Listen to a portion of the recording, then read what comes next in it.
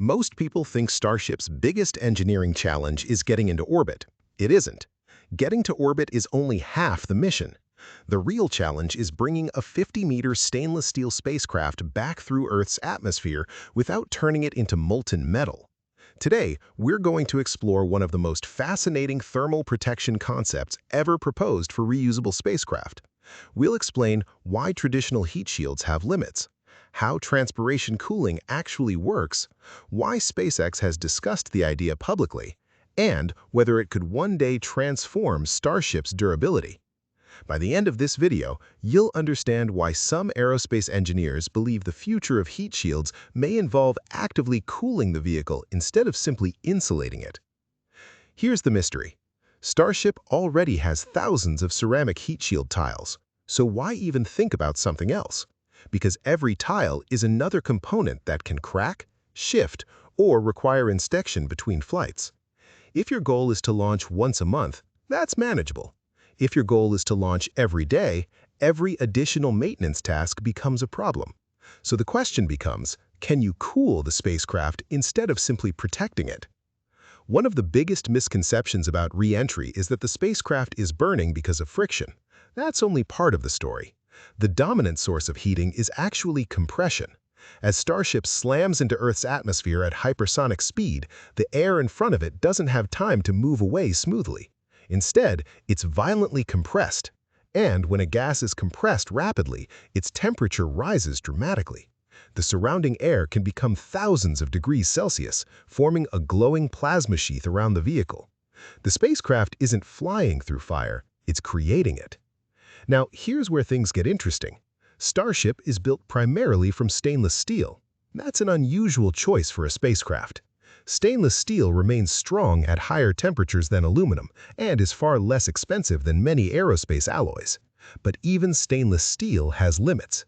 The temperatures experienced during the hottest parts of re-entry can exceed what bare structural steel can tolerate for repeated missions. That's why Starship uses a dedicated thermal protection system on its windward side. The tiles don't eliminate heat, they dramatically slow how quickly heat reaches the underlying structure. Think about a hot cup of coffee. A ceramic mug slows the transfer of heat to your hand. It doesn't stop the coffee from being hot, it simply delays the heat reaching the outside.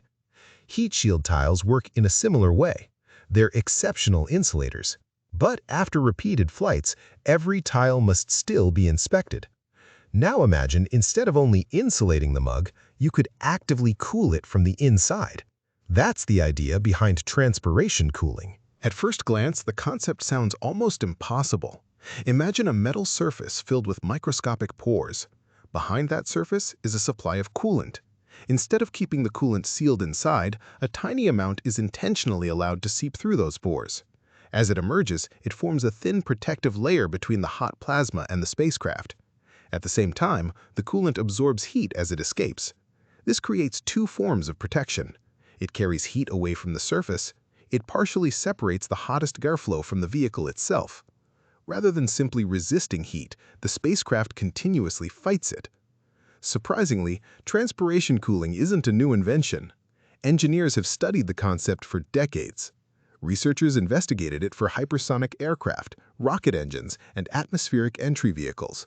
The challenge was never understanding the physics. The challenge was building materials precise enough to make it practical.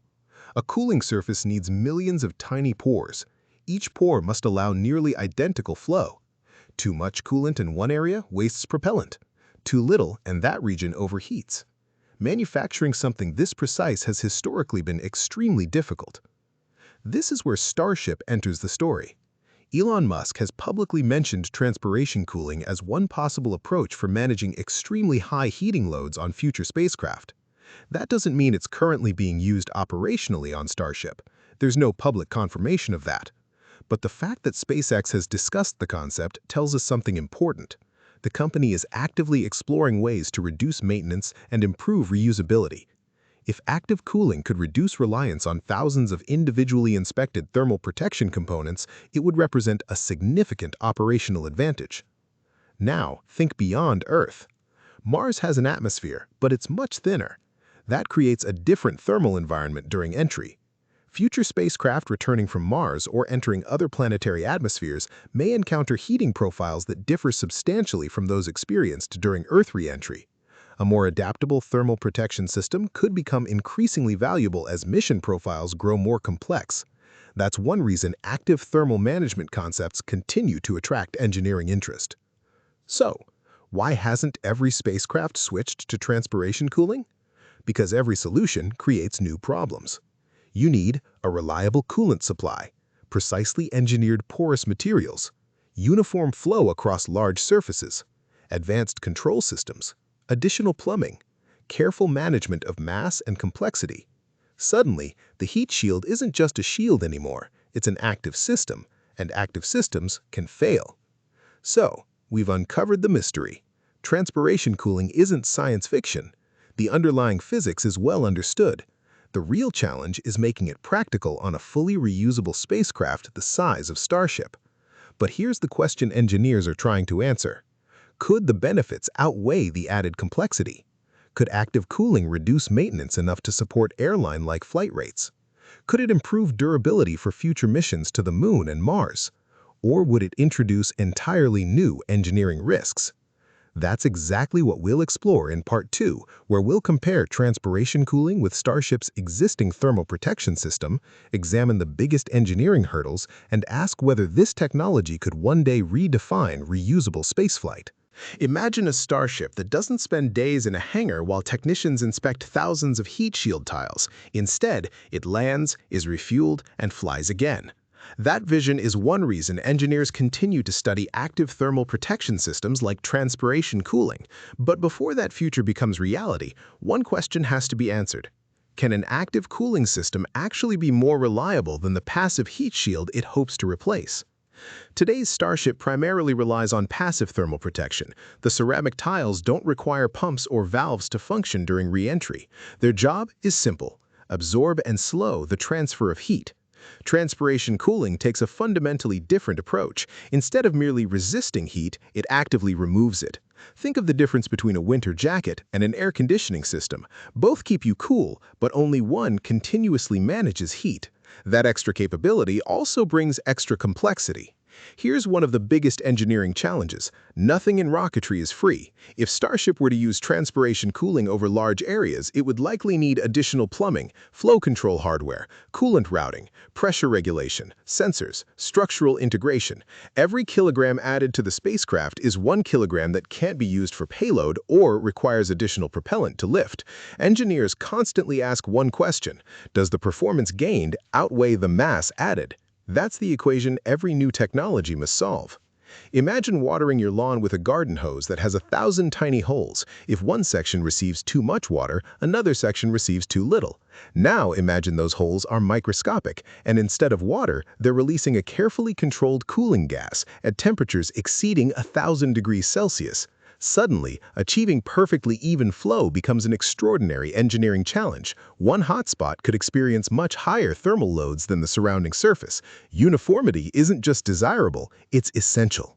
One of the most discussed possibilities is using methane, because Starship already carries liquid methane as fuel. In theory, a small amount of methane could absorb heat as it passes through a porous surface, creating a protective boundary layer before mixing with the surrounding flow. However, it's important to emphasize, SpaceX has not publicly confirmed that an operational Starship uses methane transpiration cooling during re-entry. The choice of coolant, the flow paths, and any future implementation remain subjects of engineering discussion rather than confirmed operational design. That's a crucial distinction. Passive heat shields are relatively predictable. Once manufactured and installed correctly, their behavior changes very little.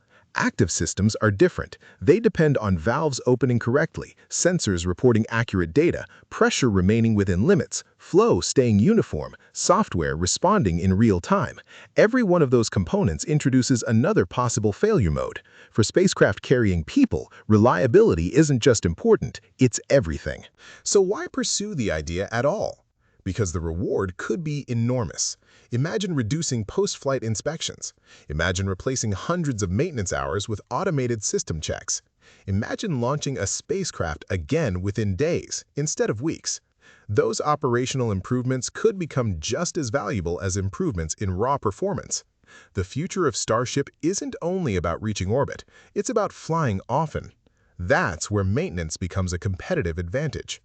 Mars changes the equation again. Future starships may eventually perform multiple atmospheric entries over their operational lifetime. A thermal protection system that is easier to inspect, refurbish, or adapt to different environments could become increasingly attractive. That doesn't automatically make transpiration cooling the answer, but it explains why engineers continue exploring active thermal management concepts. As missions become more ambitious, thermal protection must evolve alongside them. Here's an idea that many people overlook. The future might not be a choice between tiles or transpiration cooling. It could be both. Imagine a spacecraft where ceramic tiles protect most of the vehicle, while active cooling is reserved for the regions experiencing the most extreme heating. This hybrid approach could reduce risk while taking advantage of the strengths of each technology. Engineering often advances through combinations rather than complete replacements. Whether or not transpiration cooling ultimately becomes part of Starship's operational design, it highlights something much larger. SpaceX isn't just trying to build a bigger rocket, it's trying to redefine how spacecraft operate. Airliners don't require months of refurbishment after every flight. Neither can a true interplanetary transportation system. Every technology being explored, from improved heat shields to rapid engine reuse, serves the same long-term objective: making spaceflight routine. That's the real engineering challenge. So, could transpiration cooling transform Starship's re-entry durability? The answer today is potentially, but it remains an area of ongoing engineering interest rather than a publicly confirmed operational capability. The physics behind the concept is well established. The manufacturing challenges are significant. The operational benefits could be substantial. Whether SpaceX ultimately adopts transpiration cooling, improves ceramic tiles, develops a hybrid solution, or pursues an entirely different approach, one thing is certain: the future of reusable spacecraft won't be defined by a single breakthrough. It will be shaped by hundreds of engineering decisions, each solving one small problem at a time. And that's what makes Starship so fascinating. It's not just a rocket, it's a laboratory for the next generation of spaceflight technologies. If you enjoyed this deep dive, subscribe for more documentary-style engineering analyses of SpaceX, Starship, and the technologies that could take humanity beyond Earth. Thanks for watching, and I'll see you in the next video.